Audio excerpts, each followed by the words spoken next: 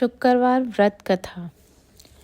एक समय की बात है, एक नगर में कायस्थ, ब्राह्मण और वैश्य जाति के तीनों लड़कों में परस्पर गहरी मित्रता थी।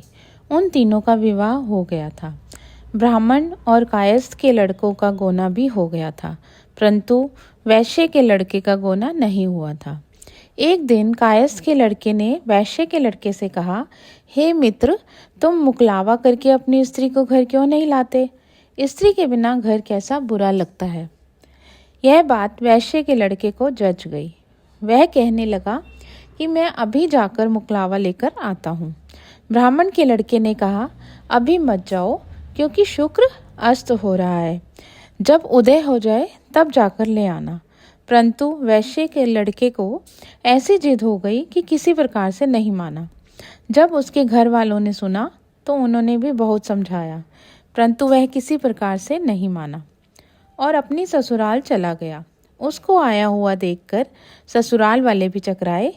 जमाता का स्वागत सत्कार करने के बाद उन्होंने पूछा कि आपका आना कैसे हुआ। वैश्य पुत्र कहने लगा कि मैं पत्नी को विदा कराने के लिए आया हूँ। ससुराल वालों ने भी उसे बहुत समझाने की कोशिश की कि इन दिनों शुक्र अस्त है, उदय होने पर ले जाना, परंतु उसने एक न सुनी और अपनी पत्नी को ले जाने का आग्रह करता रहा।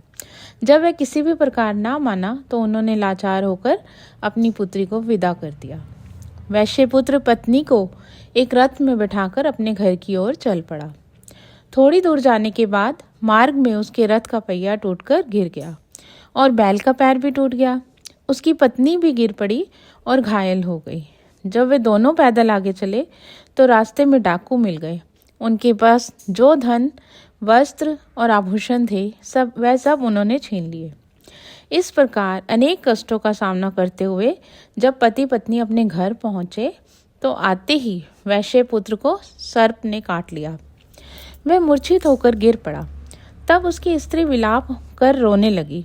वैश्य ने अपने पुत्र को वैद्यों को दिखलाया तो वैद्य कहने लगे कि इसकी 3 दिन में मृत्यु हो जाएगी। जब उसके मित्र ब्राह्मण के लड़के को सारी बात का पता लगा तो उसने कहा, सनातन धर्म की प्रथा है कि जिस समय शुक्र का अस्त हो कोई अपनी स्त्री को नहीं लाता, परंतु यह शुक्र के अस्त में स्त्री को विदा कराकर ले आया है।